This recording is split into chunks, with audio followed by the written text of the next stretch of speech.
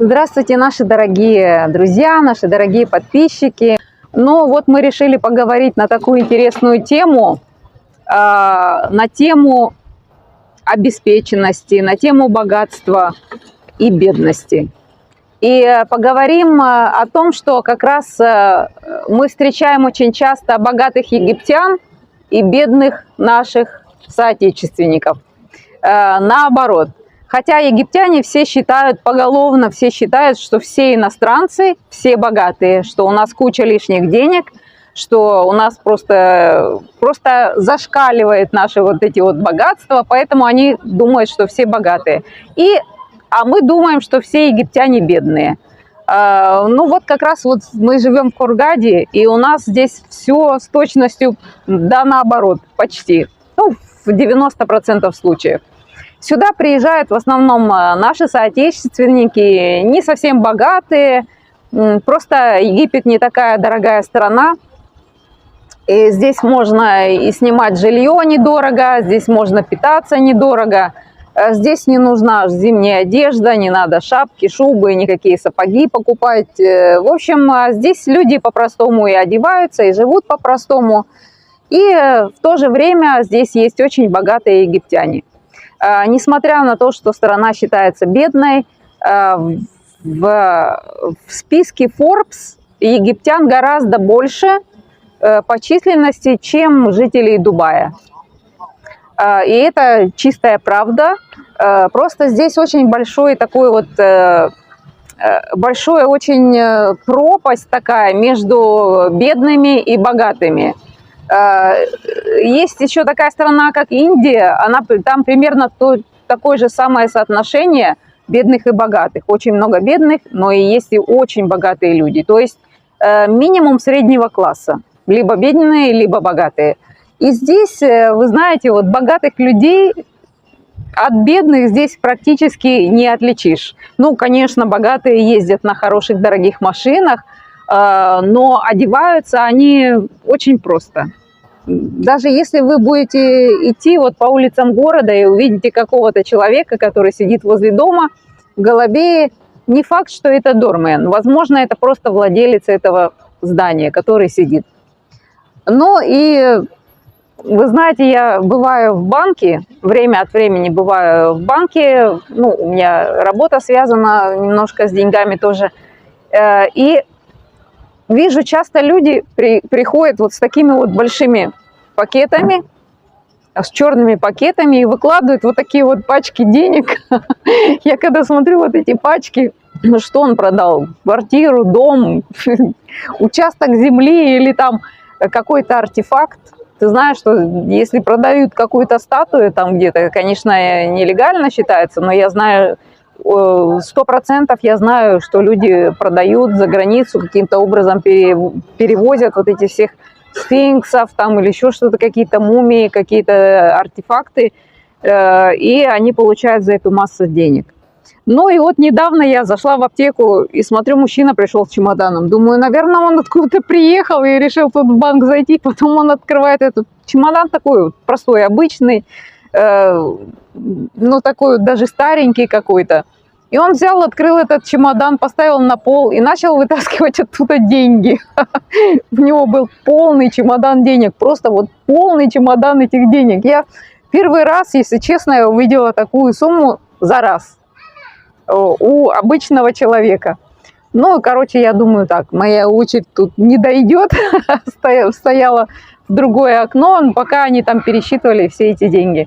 Ну, вот, и многие даже со мной говорят: Ира, ты что, редко что ли в банк ходишь? Это они постоянно таскают эти деньги туда, или из банка, или в банк. То есть, а еще здесь люди и так не шифруются. Понимаешь, он может идти с этим мешком по улице и вот так вот махать этим мешком, или из банка выходит. Во-первых, здесь безопасно. Здесь никто не боится выйти с мешком денег или с чемоданом денег просто так на улицу. Они могут не бояться, что за ними кто-то последует или кто-то их ограбит. Египет очень очень-очень безопасная страна в этом плане. Поэтому люди вот так вот, он взял кусок денег, пачку вот эту, положил в прозрачный пакет и пошел. Тут машину понес или еще куда-то по улице. В общем, это в порядке вещей. Опять же, может быть, в каких-то странах есть в большинстве своем цифровые деньги. Да, может быть, карты там и это. А здесь Египет, здесь почему-то больше доверяют наличке. То есть вот, несмотря на то, что сейчас есть такие платежные системы, как Instapay, допустим, даже очень многие расплачиваются со мной за аренду квартир, переводят мне или депозит, или сразу переводят по приезду деньги. Но все-таки многие египтяне предпочитают все-таки вот кэш, чтобы у них было это в руках подержать, эти пачки денег. Ну, конечно, это сложно, потому что сейчас инфляция и египетский фунт, он очень сильно упал, поэтому сейчас вот в основном вот такие вот пачки денег люди носят с собой. Ну, может быть, скоро будут 500-ки. Вы знаете, что 200 фунтов – это самая большая купюра.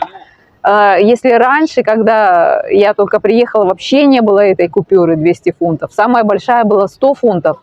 Я помню, когда выпустили эту 200-ю купюру, это была вот диковинка, мы прямо ее так рассматривали, что ой, что ты, новая такая. Но сейчас это уже практически ничего. 200 фунтов, и там сходили в ресторан там, или сходили за покупками, заплатили. Вот, поэтому вот такие контрасты. Египет – страна контрастов.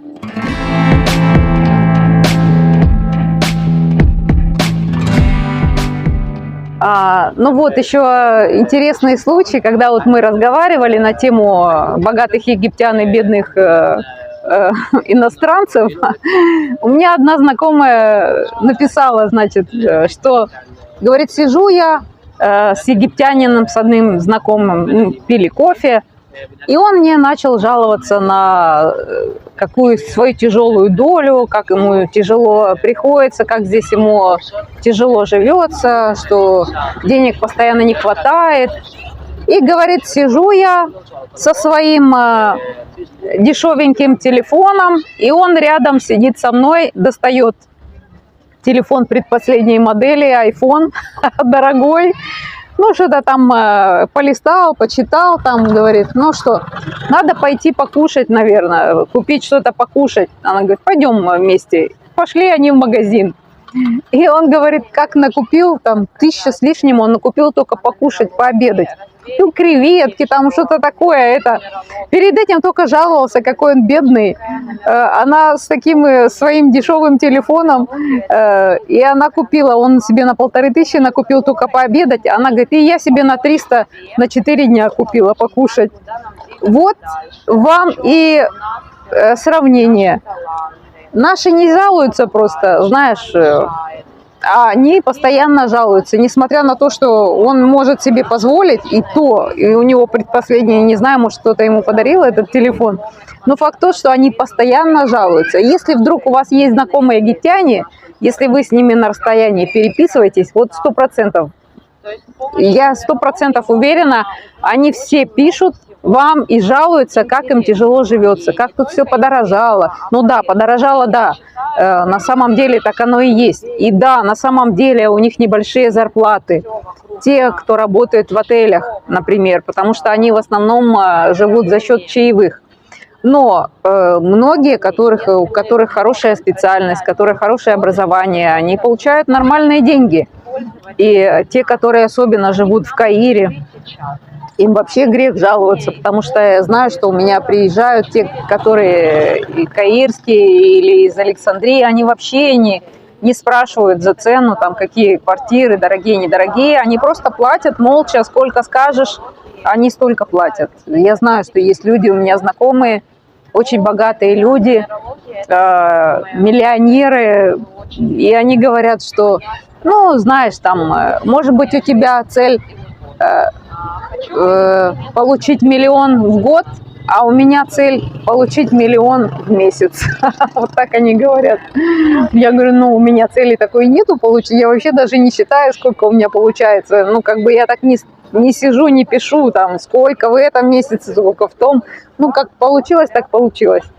Но факт тот, что вот у некоторых, он говорит, может, мне квартиру купить. Снимал сначала у меня квартиру, потом говорит, может, я себе куплю квартиру. Я говорю, конечно, покупай. Просто пошел, купил на первой линии себе квартиру, и все. Так, это что у нас? Это у нас продают, собирают металлолом. Кресло. Вот так он ездит. Нет, это он металлолом, собирает металл. Вон чайник еще. Чайник, все. Так что вот так вот. Became one kilo. Became. How much? One kilo became 10 pound. No. Mister, became 1 kilo. 10? Вот, еще интересно, такой вот интересный момент. Вот если египтянин богатый, он не кичится своим богатством. А вот если он бедный, он может, допустим, сказать, что он владелец магазина, если он работает в магазине. Он может сказать, я владелец магазина, или это мой дом, или это мой магазин, или это моя компания недвижимости. Если он просто даже работает там каким-то симсаром, да, который сводит покупателя с продавцом. Ну, вот иногда вот так бывают такие посредники. Ну, и еще вот просто я хотела рассказать, я вспомнила, что у нас вот Мухаммед, который живет там в лодке на берегу моря, он один раз купил мне, хотел угостить меня каким-то кушанием, да, принес и говорит, вот я хочу тебя угостить, я знаю, что ты любишь вот это вот блюдо, да, мусака, такое блюдо баклажаны. Я говорю, да нет, Мухаммед, спасибо, да ты что, да оставь себе, ну я не могу взять, я знаю, что он бедный, живет в лодке, ну у него нету денег. Он говорит, не стесняйся, у меня есть деньги, я богатый, я дал столько банок этих бутылок, посмотри, и достает мне, вот у меня тут 250 у него фунтов или сколько там, вот у меня есть фунты, вот у меня есть сигареты, вот у меня даже есть бутылка шнапса. Он еще достает из своих карманов показать, какой он. Говорит, видишь, какой я богатый?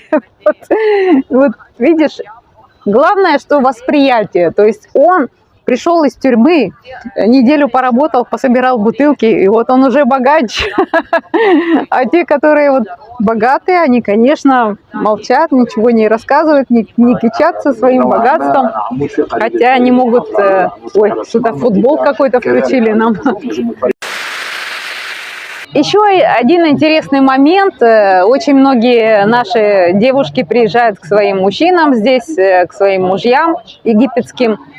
Но иностранки, они вас не знают ни цен, ничего. Те, которые приезжают в отели, они не знают, сколько тут стоят квартиры, как их можно снять, сколько стоит в сутки, сколько стоит в неделю.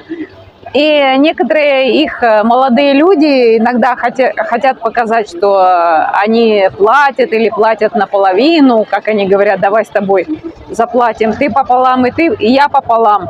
И находят определенную квартиру, допустим, если женщина нашла квартиру, допустим, через меня, я сдаю квартиры, нашла через меня квартиру, он говорит, нет, ты что, это мне не подходит, потому что это не тот район, который нам с тобой надо.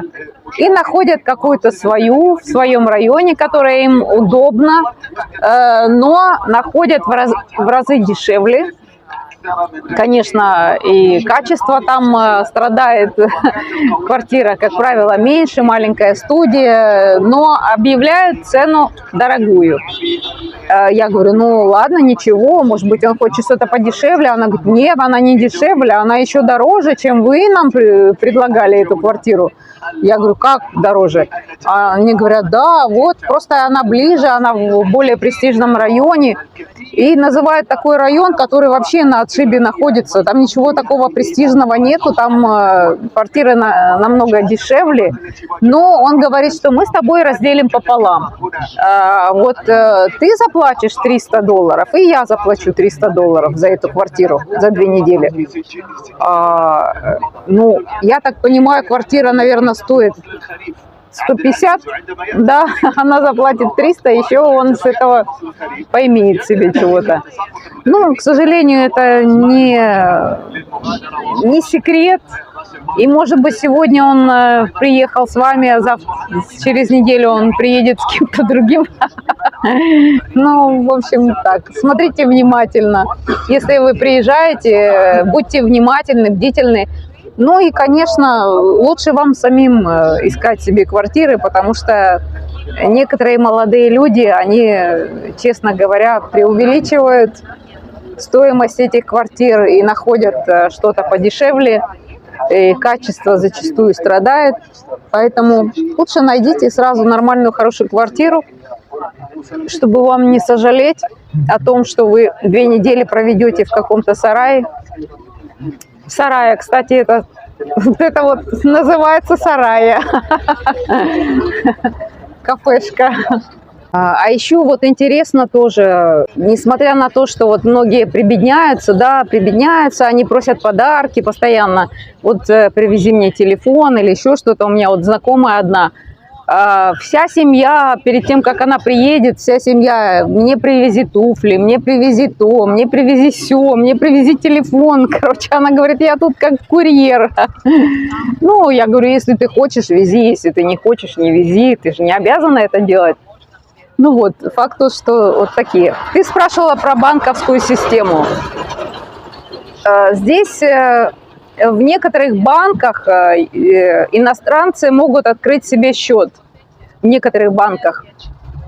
Но для того, чтобы открыть счет в банке, это нужно собрать очень много документов различных. Ну, в частности, нужна справка с работы, справка о доходах.